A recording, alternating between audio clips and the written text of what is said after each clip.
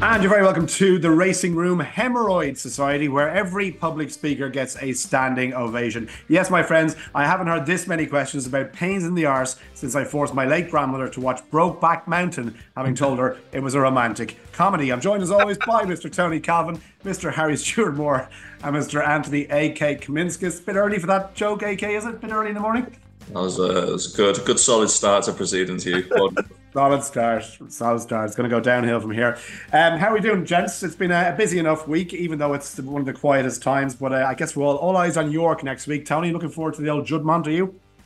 Yeah, it seems to be good 4 days at York. Plenty of high profile horses. So yeah, it's all good. I'm a bit obviously we're actually doing this at 7 a.m. on a Monday because AK is going on a golf day, which everyone knows my thoughts on golfers. They're all work shy to a man and woman. So it goes against the grain for me to kind of like indulge golfers. But here we are. Yeah, 7 a.m. Start. You've been up for 4 hours already, TC. AK's in the office, and Harry's in France where it's 8 a.m. So we've got the extra hour in bed, which I don't know if you took use of that last night, Harry, or not.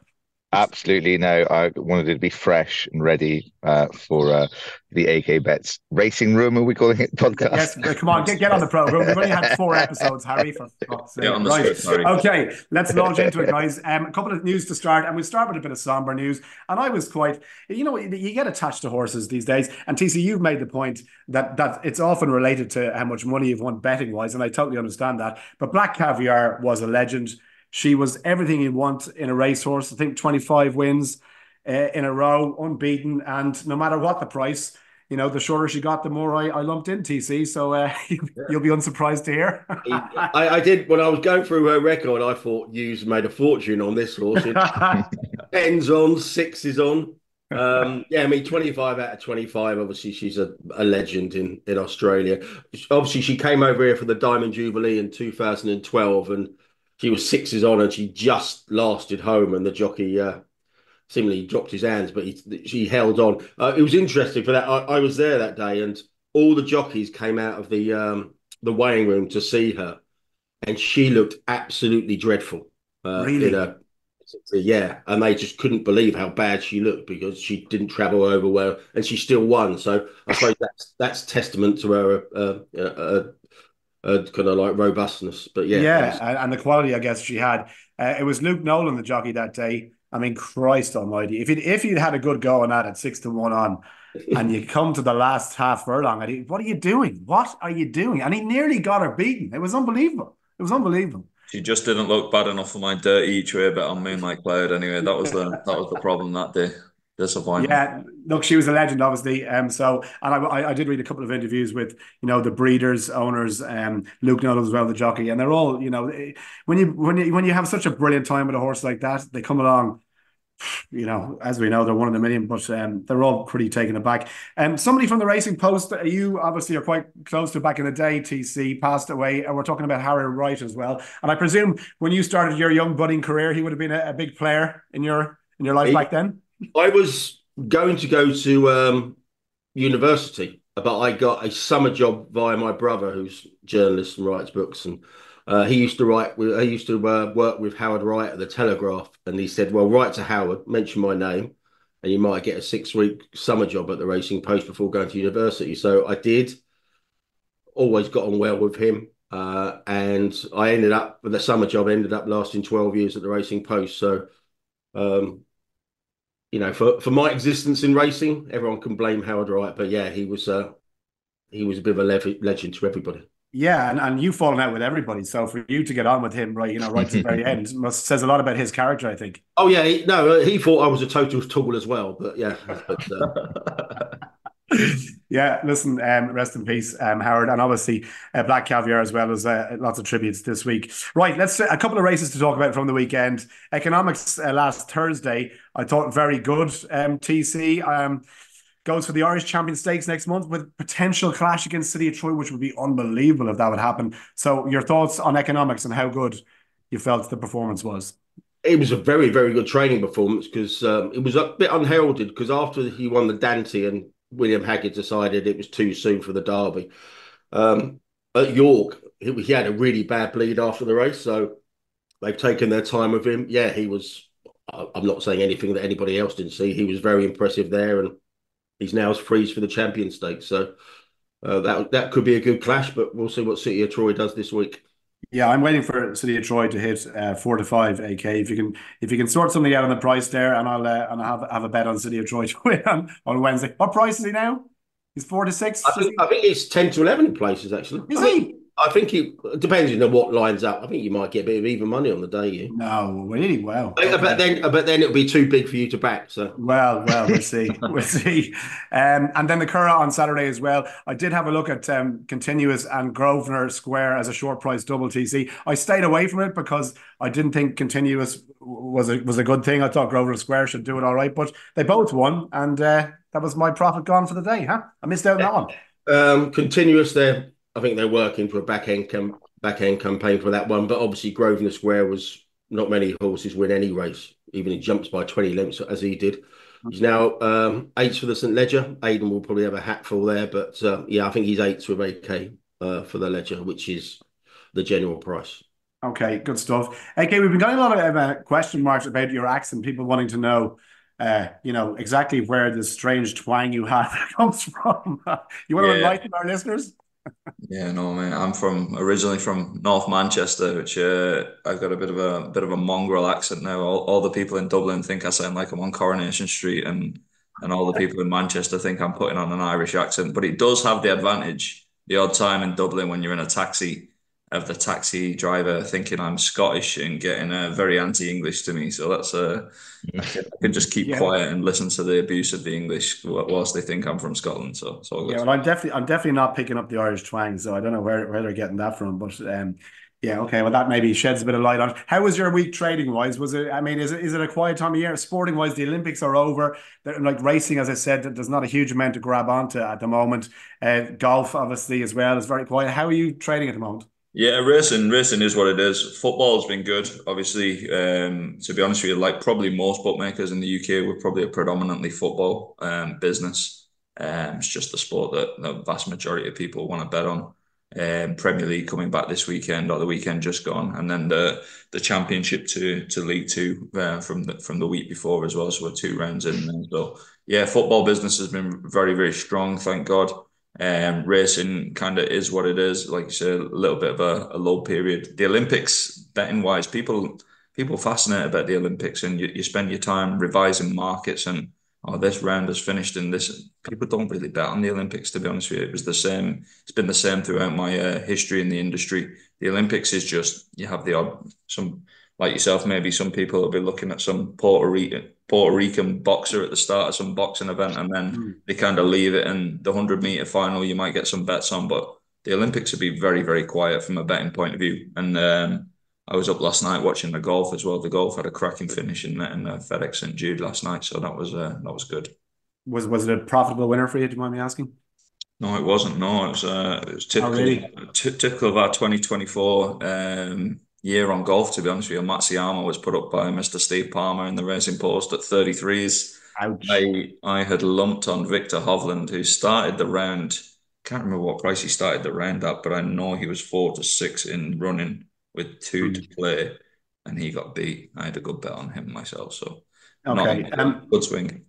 Just before we move on, I just want to touch on the Racing League as well, and I'm kind of torn here a little bit because our old friend, Mr. Kevin Blake, Tony, as we know, is very invested in Team Ireland here, and he's hugely enthusiastic about it. And I gave him a bit of stick when the Racing League, started out last year. I did think it grabbed a bit of attention, and maybe that was mostly me looking at Kevin Blake's Twitter feed and obviously how enthusiastic he was about it, but. And the numbers don't seem to be sacking up at the moment. I saw a couple of tweets about this. 49 trainers from Team Ireland, 41 from Ireland, 8 based in the UK, and not a single Irish-based trainer has runners in week 4, which was the week just gone. 7 runners total for Ireland when there should be 14 the week just gone. And then we have Newcastle coming this week. The numbers financially as well, I think it's losing its shirt in terms of sponsorship and the money that's paying out versus the investment. I wonder how long they can continue with the Racing League. Does anyone have any thoughts on this? Yeah, just very. I mean, the Tote came in as a last-minute sponsor, so they got a bit of money there, but the finances just don't stack up. Obviously, ARC are putting in some money, but are they taking it from other races, a la Premier Racing? So that would be a worry. And they seem to get a lot wrong. I mean, I don't know anybody who likes the format of ITV or the Sky Sports Racing. It's all a bit forced and a bit overly jolly. And even just stuff like, a Thursday's racing. I mean, have a look at the race titles at Newcastle. I mean, they're just absolutely embarrassing. They give away lots of free tickets for this. So presumably they're giving out a lot of tickets to locals at Newcastle, and just some of the race titles. Go on, read them out in your best Geordie accent there. Go on. Go for it. I know you're the good at. Look, first one's YI the Play Spot. The second one's All Week Pet Racing. Kenny Good. How are you the lads? How are you the lasses? Pure Belter Racing. Let's get into Toon Racing. Now, AK's probably got something to talk about this, because he actually got a rap over the knuckles from the BHA for some race titles you did. How can they get away with that? I mean, if you can imagine Newcastle locals, he's just taking the piss out of them, isn't it? If they got you on the intercom and got you to read them out, I think people find them quite funny, actually. But AK, is this an insult to the locals, AK? Yeah, it's not great, is it? The thing that will probably wind you up about that, Tony, is someone got paid to come up with those race titles as well, so that's probably quite annoying as well. But it's not great. We had our own race title controversy, like you say, earlier in the year, when we had a little prod at another bookmaker, just joking around, and we were told to be inverted commas playful with our race titles, and I think we were fairly playful, but I remember the morning. And the phone calls back and forward that morning. That was good entertainment anyway. So we got a good bit of publicity about our race titles. I can't remember where it was. Was it Fontwell or somewhere like that? Yeah, really, we got a lot of PR out of that. And then I mentioned to the guys at Fontwell, who I really like, actually, they're actually really forward-thinking guys from a PR point of view. They were good to deal with. And I mentioned to them that, like, you should just leave the race title. I think the gentleman I was dealing with at Fontwell was panicking a small bit, given the BHA intervention, and probably the bookie we were probably putting in a little bit more money than AK Bets into race sponsorship at the time. And I just told him, just leave them alone. This meeting's probably a 10% chance of going ahead. Just leave them alone. It won't get picked up. And they insisted on cancelling them, and then that probably generated a little bit more publicity for us and stuff like that. So it's probably ideal in the end. We didn't even pay for the fixture in the end. So that was perfect. Right. That's a win-win, yeah. Good stuff. Yeah. Right. A couple of things we want to get stuck into. The first is Star Sports, if you don't know, have been doing a series of interviews called Betting People. And, some of them are excellent. And I actually, I guess it depends on the strength of the person being interviewed. I know you have been up, Tony, as well, as part of the series. But they did Barry Hearn last week, and I found it fascinating, I have to say, overall, as an interview. I find him fascinating, just his story, his background, where he's come from, and I have huge respect for everything he's done. Some people, not huge fans of him and maybe the way he carries on, but I thought from an overall, first of all, okay, just an overall interview, I thought it was really interesting. Are you a fan of Barry Hearn, or where do you stand? Me myself, yeah, for sure, 100%. I think we've all probably done the Betting People series on here. Maybe you're the odd one out there, and maybe this could be a "Have I got news for you?" question here. You might be the odd one out there on the force. Definitely not. No. We'll have to sort that one out. We'll sort that one out for you. But yeah, like if to be honest with you, if anyone hates AK Bets and hates what we do, they've probably got a lot to blame my own personal Betting People interview for kickstarting our website, because Simon Knott, I'll always be actually quite thankful for Simon Knott for interviewing me for that series. It actually put me on a different trajectory, I'd say, so I appreciate that. Simon's got a lot of solid interviews, like you say. Barry Hearn, I've read part of it. I don't think I've finished it. His autobiography, I'm just quoting the title here: Barry Hearn, My Life, Knockout Snookers, Bullseyes, Tight Lines, and Sweet Deals. Not the catchiest title, but he's a bit of a legend. I've probably got quite a few negative things to say about his proposals for taxing punters, and punters getting the short end of the stick of any proposal in racing, and solving racing's ills. But as a life story, absolutely fascinating, and a real coup for Simon interviewing him. Yeah, even if you're not and you haven't watched the betting people, I just recommend to watch this as well because there's life advice in there. Oh yeah. He's in his mid 70s. He's built himself up from nothing, and he did that by working really hard, by standing out, by purposely trying to make a difference in himself, and by having an attitude that just said, "Look, no matter what comes my way, I'm going to deal with it. I will get over it, and I will get on with it." And I just think there's a big lesson there, Harry. You're nodding along. You obviously agree.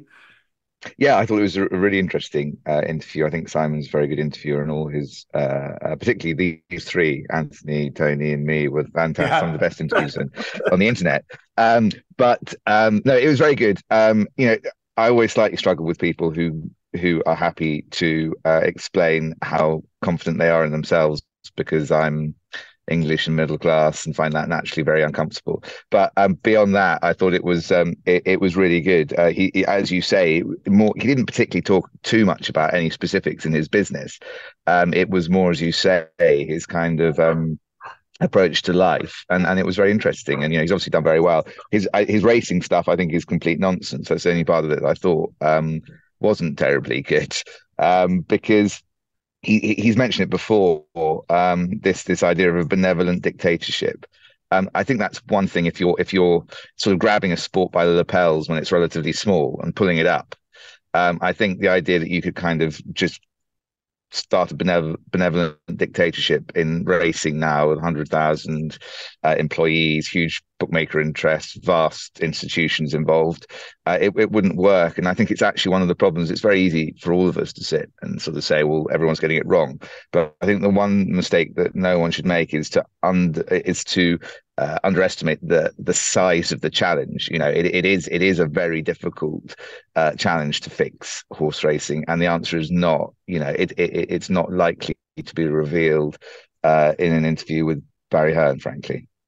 No, okay. So is it the simplicity that he's approaching the potential solutions that you have an issue with? And we'll come back to the betting tax in just a second and get AK's view on it. But do you think he's being overly simplistic for what is a complicated and multifaceted problem? I mean, you'd literally need armed support to take over as a benevolent dictator of horse racing at this stage. There are so many huge institutions already involved. How would you do it? And there's so much money already involved. So I just think this idea that you can have someone at the top who just makes every decision on everything and isn't answerable to anyone. The BHA, get a lot of stick for too much consensus building, and I think that's right. But there's nuance in this argument. The answer is not a Mussolini character, a sports Mussolini coming in and trying to fix racing single-handedly. Yeah, the betting tax is one of the key components, I think, to his solution or suggested solution, Anthony. 2.5% straight into prize money and taxing on winnings and profits from punters as opposed to bookmakers and levies imposed on the bookmakers. You don't agree with this. His view is, Barry Hearn's view is that punters won't notice 2.5% off the top of their profit anyway. So what's the big deal? And because there are billions paid out by bookmakers every year, like the 2.5% of profits that are paid out could result in a huge boost for prize money for horse racing. Why do you have a problem with that? First of all, Hugh, sorry, I'm just reeling from the fact that Harry thinks he's only middle class. So that's took me by surprise there. So, I think just the tax in general. If people saw the numbers, bookmakers, I think as an actual, I was looking at my numbers personally, just AK bets and all AK bets related activities online and the racecourse. And I was actually just going through my third-year accounts there and trawling through those with my accountant. And it's something like for every 100 quid we make this is a roughly correct number. For every 100 quid we make from trading profit for a customer. So for every 100 quid Hugh has on an even money shot that gets beat, money that ends up in my bank account is about 12 quid. So it gives you some idea of literally the level of taxation and the level of cost it takes to service customers. It's just off the charts. I think from a bookmaker, I've got plenty of opinions on bookmaker tax, but the flip side is I've plenty of opinions on passing very regressive taxes over to punters as well, 2.5%, and just saying that Hugh wins 100 quid on his 100 quid at evens bet, and just give him £97.50. Like that is as far as just from a psychology perspective with customers, it's really, really negative. Like we've seen it in America, and people that follow just the general betting landscape. DraftKings proposed something similar recently to absorb costs in America, and went down like an absolute lead balloon, and basically just showed the lack of intellect of the people at the top of that company, thinking that was a feasible idea. It was canned straight away. It would be, there's ways to essentially take money out of customers' pockets, and that's essentially by taking more margin, and more margin on selections you think you're going to lay. So like at the front end of the market, for example. But just being of the opinion that punters are just going to absorb that and take it and not find alternatives, such as the black market, which is, as I've discussed 2 years ago, and it's getting worse and worse and worse, from a losing tax revenue, kicking problem gamblers down that route as well. Couldn't be a worse idea. Could not be a worse idea. And I think just in general, punters, even bookmakers to some extent, but will get less sympathy. Punters just need to stop being the ball that gets kicked every time that racing is trying to solve some issue. That's interesting, and I guess you could apply that as well to race courses and how punters are treated, just even walking in terms of facilities. We've dealt with this already in terms of the facilities that are there and how they are engaged as an experience. Tony, have you any views on Barry Hearn and his suggested solution? He does make it sound very simple, but then when you listen to Harry and you listen to AK and you hear their perspective, it does really poke an awful lot of holes in Barry Hearn's solutions here.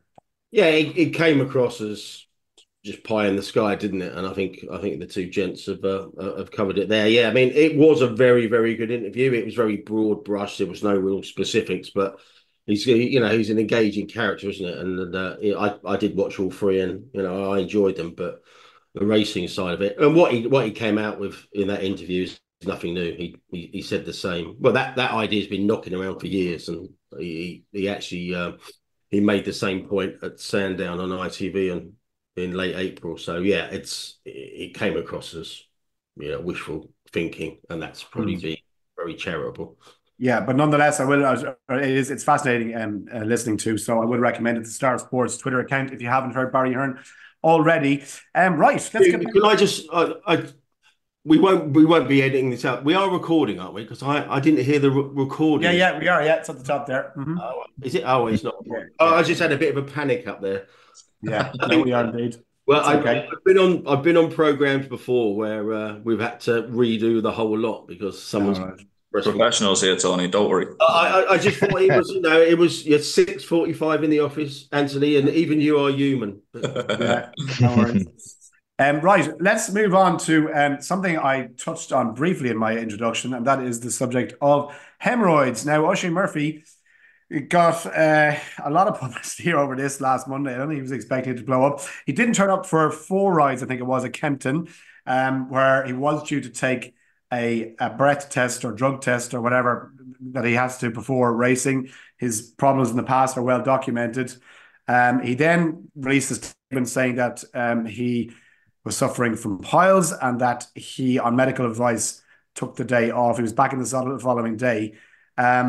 Tony, this obviously has gathered a bit of legs. People not too sure what they believe, whether Oisin was telling the truth or not. I don't know if you have a strong view on this. It's kind of died a bit of a death now, but what do you think? It's interesting because obviously the whole it really blew up when the Racing Post did the following story with the following headline. Oisin Murphy reported to BHA head office after failing to arrive at Kempton when due to provide a breath sample. Now, that is pretty much what the BHA said, but it is, while strictly true, it is clearly misleading because the train of thought is obviously he didn't know about the testers were there. So again, he didn't specifically not turn up because it was he had to provide a breath sample, because he would argue that he didn't even know that the testers were there that day. I think it would be fanciful to suggest jockeys don't talk to each other when the testers do arrive. But again, the devil will be in the detail here. The BHA will go through the timings. I think they'll request his medical records, etc. So that would all, that there should be a timetable of events there that would back up Oisin's story or not. And that's what these things are there for. It's interesting. I have more of an issue with one of the circumstances, because I think 3 or 4 jockeys had the same they didn't turn up when there was a random testing day at Wolverhampton on Friday. And one of traffic those problems. Yeah, well, 2 of them were traffic problems, and I'm not sure what the other one was. But the case of Jim Crowley it's not been as overplayed as Oisin's was, and in fact the Oisin one, the Monday story on the Racing Post totally disappeared from the website. So it is still there in the background, but a story normally lingers on the homepage of the Racing Post for about a week. They took it down on the Monday night, and it hasn't been seen since on there. So I don't know what's happened there, but that's obviously that's a work in progress. Anyway, back to Crowley. I only caught it in passing on Sky Sports Racing on Saturday. I wasn't purposely watching it; it was just on the background. And Matt Chapman did an interview with Jim Crowley, and he just said, well, he actually gave a time frame of events. He said, well, 11:40, I was stuck in traffic presumably on the way from Newmarket to Wolverhampton, and he said 11:40, rang the BHA, said I'm not going to get there, informed whoever, and he said the testers didn't turn up to 11:50. Now that's all very well and good, but Jim Crowley had one ride there, and it was in the 3:35. Now, are you telling? I had a look on kind of like Google Maps and AA.com. It said it takes between 2 hours 15 and 2 hours 30 to get to Wolverhampton. And he's informing whoever, the trainers, BHA, whatever, 4 hours before his ride on a journey that should take 2.5 hours. And I just thought if that was me and I was going there for one ride and the horse in question pissed up by 6 lengths, I would have persevered in that 4-hour period to try and get there. I know traffic on a Friday is bad. It just seems so. It doesn't stack up. There's a lot of things that don't stack up about this past week. I mean, if you're asking questions, starting with Murphy, there's just a lot of questions here that really haven't been addressed. That I don't know, just doesn't sit right with me. I don't know, AK, do you have a view on this? I mean, yes. Are these jockeys, are they likely to know on test days when the drug testers, whatever, are going to be there on course? Are they able to be tipped off? Are valets in a position where they can say, look, these are our guys who are coming? What, do we know anything about this? Jeez, Columbo Calvin. There's some alliteration going on there with Columbo Calvin and Crowley, but that's an interesting comment from Tony. Regarding Oisin Murphy, what I would say just to start off, and people might disagree here now, but I really like Oisin Murphy.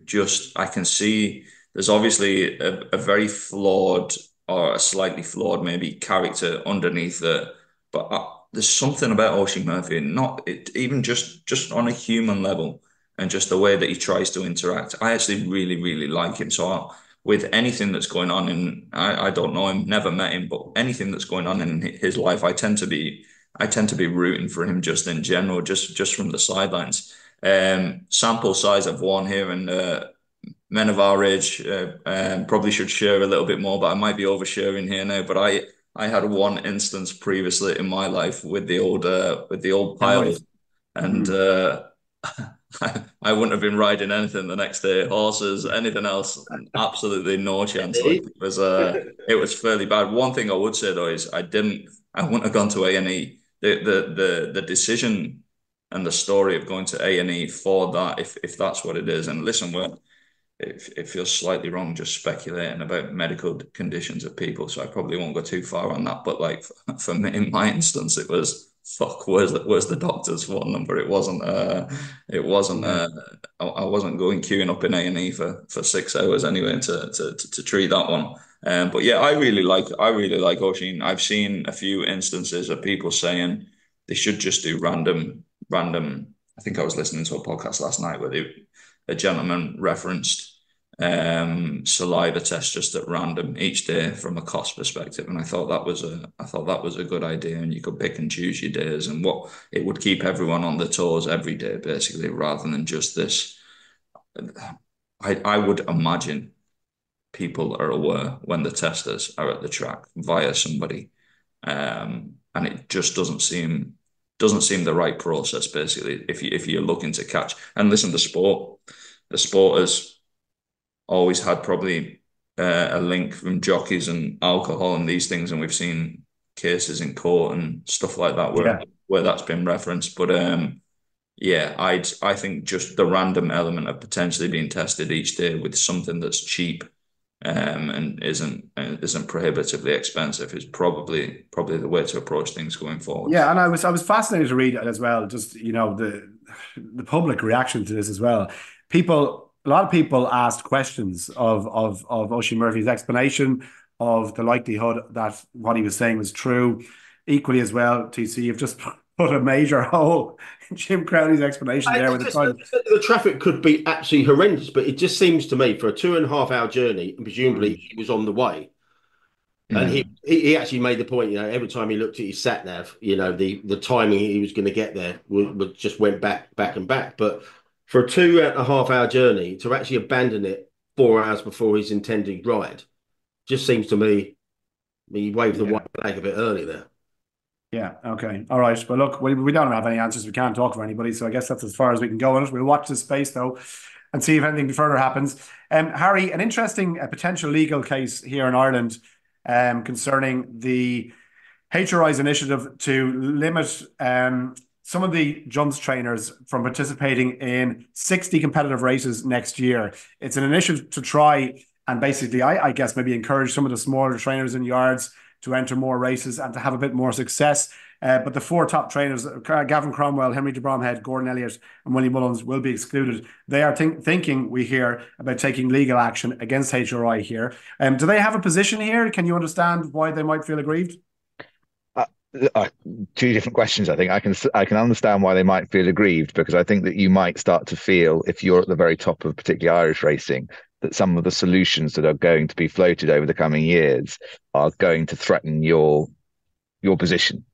So I think they might think this is the thin end of the wedge. From a legal perspective, ultimately, and I'm basing this on British law, or English law, but I understand that this seems to be the opinion amongst Irish sports lawyers as well, is that they are going to have to show that it really hurts them competitively or in the pocket in order to counteract what the HRI will say, which is that this is in the interests of racing. So regulators are allowed to do things that might hurt if it's in the interest of racing. And I think that if you were the regulator, you would be, Exhibit A would probably be the number of races where these trainers count for the entire field.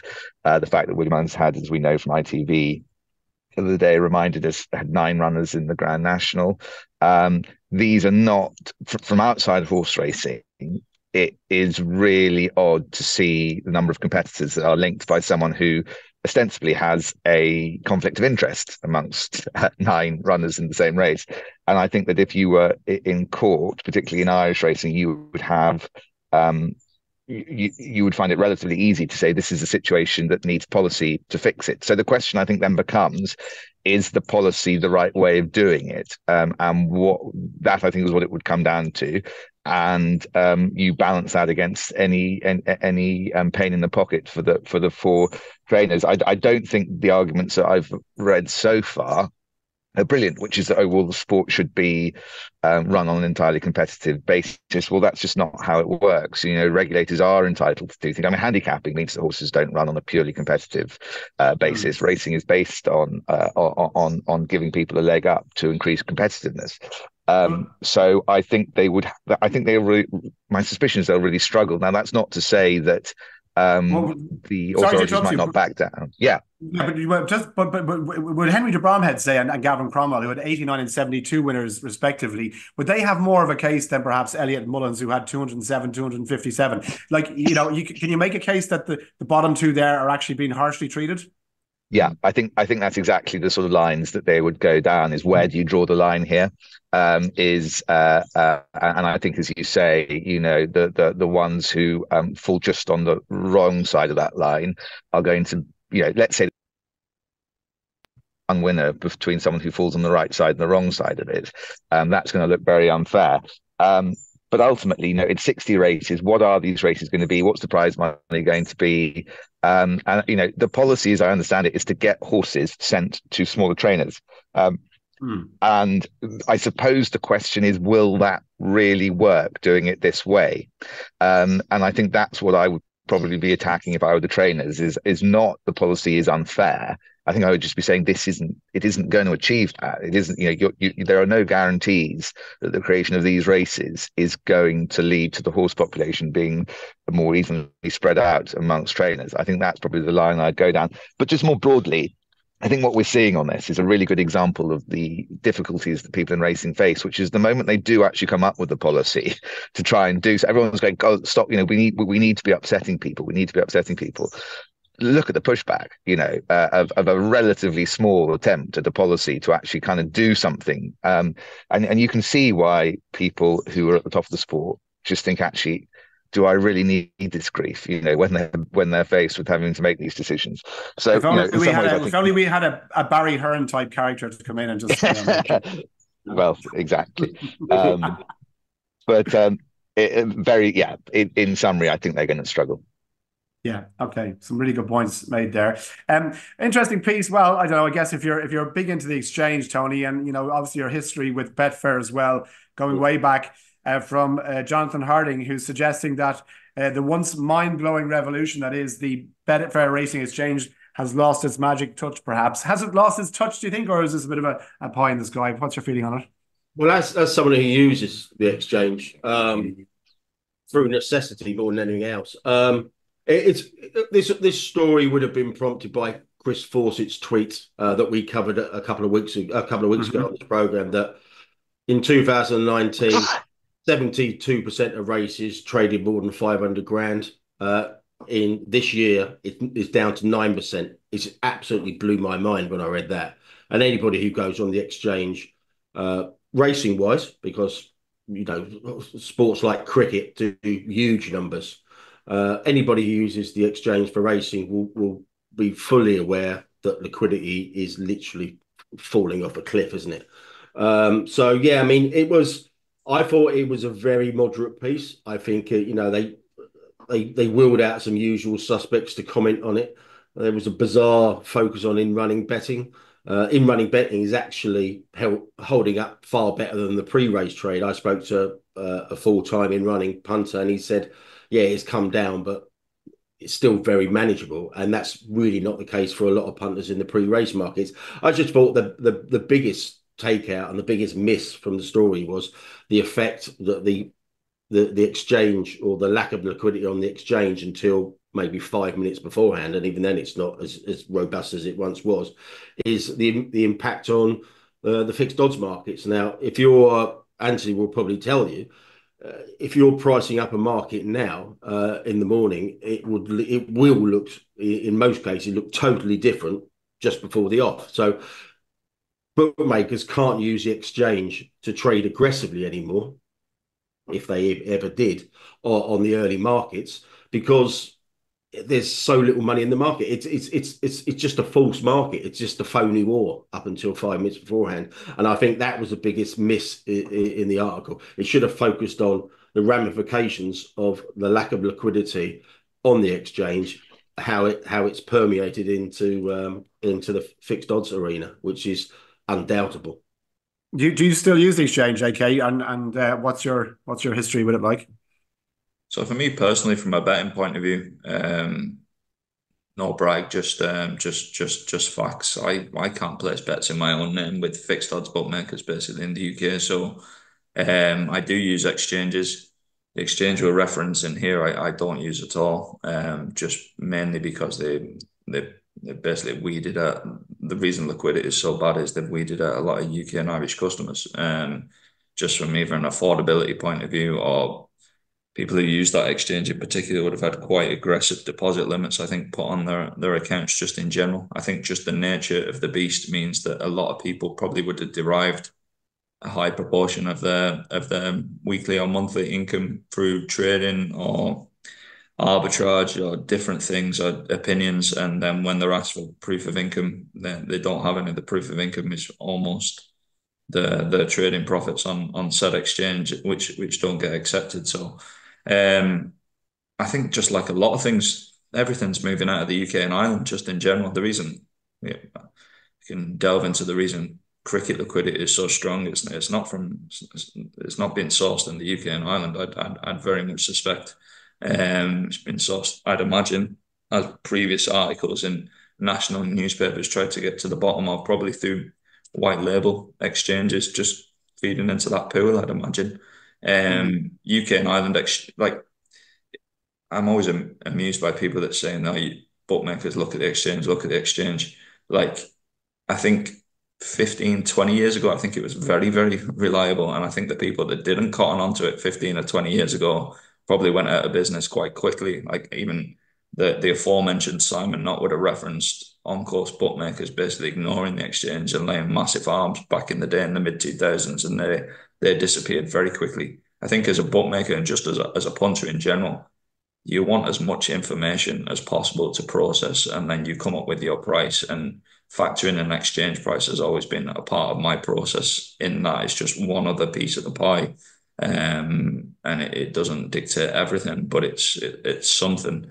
I think of recent years and of late, even the mid 2010s, 2015, 2016, I recall PR guys from Stan James on Twitter around that time arguing why they did track the exchange. And at that time, everyone else was moving away from that because there wasn't the liquidity there then. And that's probably the period that Tony's talking about as the 500k period. So what is it like now? It's basically a game of the exchange until 5 minutes before the offer. And we referenced it last week as well, but it's basically just a game of very small liquidity and misdirection, and people either pushing prices out or shortening prices for an ulterior motive. And I don't mind that.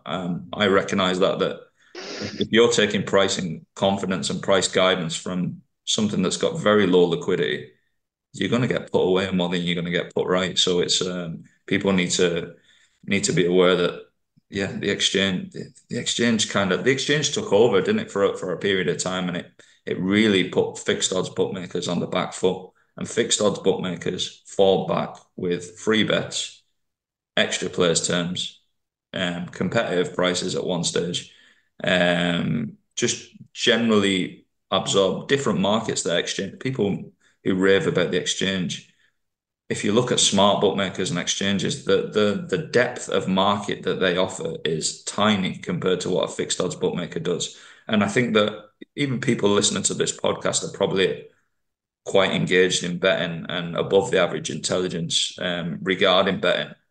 But I think a lot of people get fixated by the groups that they're socializing and what they do, whereas the vast majority of the general public just aren't as price sensitive, and they want customer experience and they want free bets, and that's how fixed odds bookmakers were able to fight back. And just that combined with all the affordability stuff, and it seems that a lot of bookmakers and a lot of exchanges in general, trading customers in the UK and Ireland is very expensive and not worth the hassle in quite a lot, in more instances than was previous. Okay, TC, a couple of more stories then before we get to questions. The York chief executive, obviously the Juddmonte this week as well, is hitting out at the lack of money being spent marketing racing in general. Again, this goes down to investment. It's a question of, two different courses. Do they have to take leadership here and try and sell their own product, or should it be more done, from the BHA and from governing bodies of the sport to try and promote each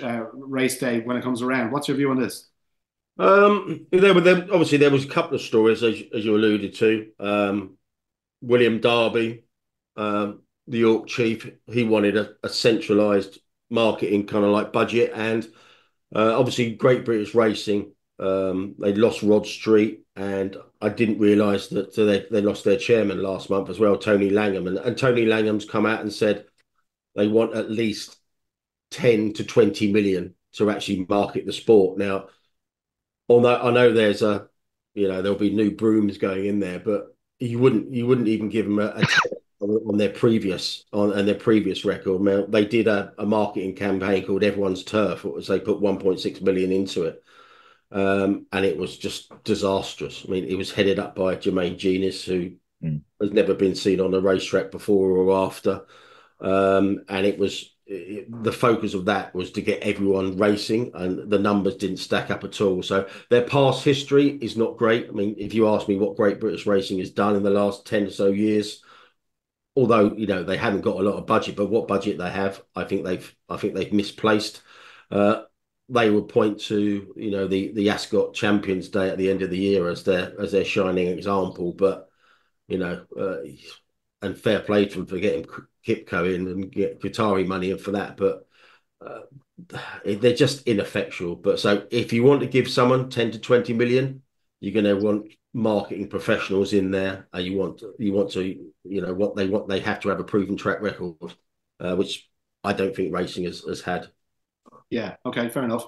And Harry as well, an interesting one for people who are not familiar with the old jockey appeals process here. So Sean Bowen, very briefly, he failed in his appeal against the 7-day ban imposed by the Leicester stewards for insufficient effort on his ride last week. But I thought it was interesting. He's a young rider. I think he's in the race to be champion apprentice here. He's not too far behind. He failed in his appeal and he represented himself. And I thought, if you're going to go to the trouble of appealing, and obviously for a champion apprentice race, it's very tight, would you not enlist maybe some professional help here? I mean, making the stand yourself is quite noble, but ultimately probably mostly unsuccessful, right? Yeah, I think so. I think that there are insurance schemes that can sometimes help in these scenarios, but I think bluntly the merits have to be at a certain level to get that insurance, and perhaps a view was taken that the merits weren't high enough for an insurer to step in and pay for any lawyers. I think I've said before, he was cross-examined by a Charlotte Davies, who was a criminal barrister. It's her job. And I think it is difficult to go in there as a jockey and without legal representation. And he was obviously answered his questions very honestly, but I think if he'd thought about the answers to those questions before he'd gone in, he might not have bothered. And then the only other thing I'd say about it is how it took 2 hours. I don't understand how that could possibly have taken 2 hours in a sensible world. It's not proportionate. And again, it's an example of the way the disciplinary process does seem just to be too unwieldy for what it's dealing with. Harry, just one thing off me there on that. Can you, just off the top of your head, can you recall any cases where people have represented themselves and had favourable outcomes? And yeah, and not off the top of my head. Trainers quite often do it. Hughie Morrison quite often does his own. Ed Walker's done his own. Yeah, look, it does happen. It certainly does happen in particular things like running and riding inquiries. You might get a trainer representing the owner's interest, but you would be pretty crazy to go in without legal representation, if you can afford it, of course, if you're being charged for something. Okay. All right. We'll go to a couple of questions then before we leave, guys. Carvel's Hill says, AK's point about Hong Kong punters not needing affordability checks hadn't occurred to me, but the opacity of what the Tote are doing to their pools to safeguard the SP guarantee does, to the point that I won't bet with them in the win pool anymore. The effect of the overs vanish. You want to take that? Yeah, I went back to him. I said, can you explain yourself? And he gave me an off the record kind of like response. So I won't use that. It's well known that and they've admitted in the past that they do kind of like get financially involved in their own markets. Now, my issue is we did a section on this last week. My issue is if they are getting involved in their own markets, and Carville's Hill would suggest that they are taking the value out of the market late on. If that's true or not, I don't know. I asked Whirlpool for a comment on this, and obviously I didn't get anything back, and I've been poking them ever since. But it's just not a great look if they are getting involved in their markets. I want, as a punter, I want to know when, to what extent, what markets. I think we just need more transparency around this. And given the easy ride they get by the media and the press who promote Whirlpool, and rightly so, they bring money into the sport. How much, we don't know. But I just want more questioning about it. I mean, if we are going to, this week is 3 days of York will be Whirlpool. are there going to be any discussions about how much money that's bringing into the sport? How much money York are going to get on the back of that? Are we going to be told about, the extent to which they seed or bet into their own markets? I want to know that as a punter, and I want to know as a journalist at York next week on TV or written. I want those questions answered, but they just don't get asked, and it drives me mad. It's just when journalists are not cheerleaders for the sport; they're journalists, pure and simple. And there's a decent story here. Yes, it's welcome money. Yes, it's probably very big money, but I want to know the ramifications about financial involvement. If they're seeding their own markets, and I say if, yes. I think it's the scandal of our time, and somebody should be asking those questions and finding out the answers. To be honest with you, if you're saying that you have a tote, and a tote, essentially the nuts and bolts of a tote is supposed to be money goes into a market and nobody has an advantage over another, and there's potentially value on the odd occasion by playing into a tote. If you're saying that the people that are running that tote are smoothing out and seeding their own markets right at the off to basically extinguish any potential value of the people playing before, it's absolutely scandalous as far as I'm concerned. It's shocking. If that is happening and you're betting on the tote, you need to withdraw your money from the tote. Like, that should not be happening. And any intrepid journalist should be finding out the answer to that question. How do we find out the answer? The question here is, again, we have to state it's an if, and Carville's here. Yeah. He's come on there and he's made a point, but he is not the only previous person to actually say that. I actually, on a previous podcast, asked the tote. I think it was about 2 or 3 years ago.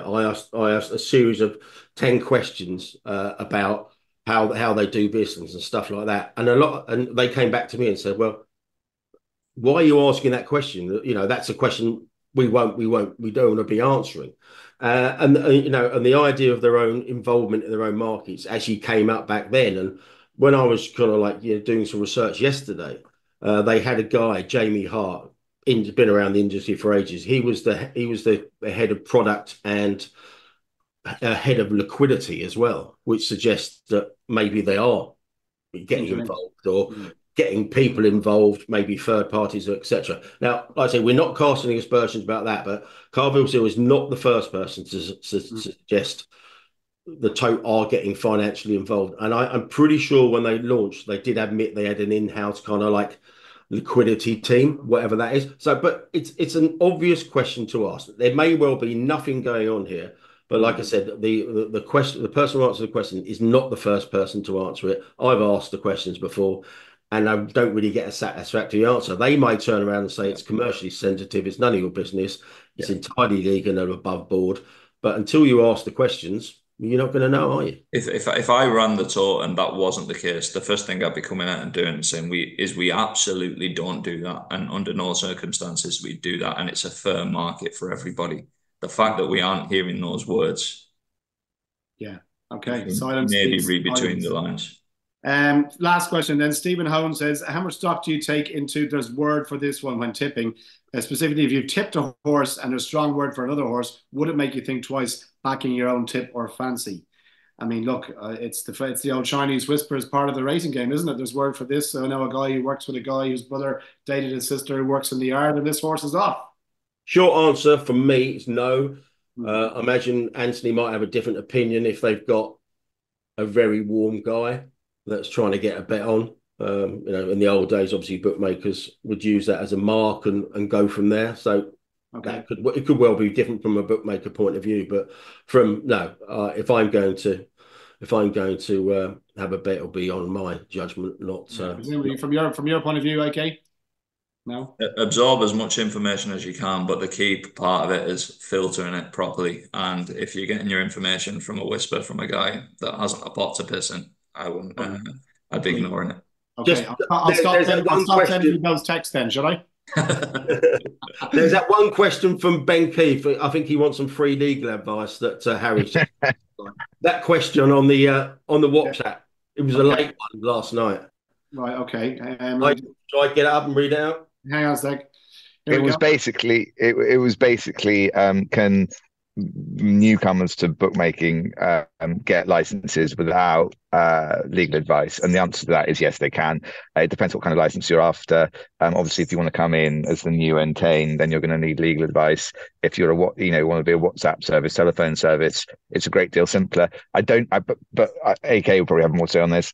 The real barrier for new entrants is not getting the license. It's the regulation once you've got the license, particularly 100%. In this climate.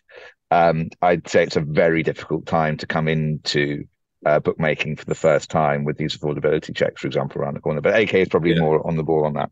100%. We probably have operated differently in the early stages, not using our own license, and now we're in the process of pivoting to our own license. Now that we have proof of concept and things are working okay. I know another bookmaker who's recently set up a brand, and he's got 6 traders and he's got 12 compliance guys, and he's done the compliance himself internally. And that was basically that is what we couldn't do initially, given the level of investment. And I think that people, when you apply for license in Ireland, getting the license is relatively simple. In the UK, it's fairly simple. It takes a lot longer, but there's a good chance you will get your license unless you're beyond incompetent. You will get a license. It'll be more expensive than an Irish license. But I think people probably don't realize the level of, if people say you don't operate on your own license or you're sharing a license, the cost involved for the regulation and compliance, and even just as a department, the complexity in that, if you've no experience of it, it'd be a big wake-up call, I'd say. Okay, gentlemen, it's been a pleasure. Download the AK Bets app for all the offers. You get to read Tony Calvin's music as well as a free bonus. Sure, why would you not do it? And I'll leave you with this, guys. I've had word for a horse this week running on Wednesday. It's called City of Troy, and it's going to bloody win. Until next week, good luck.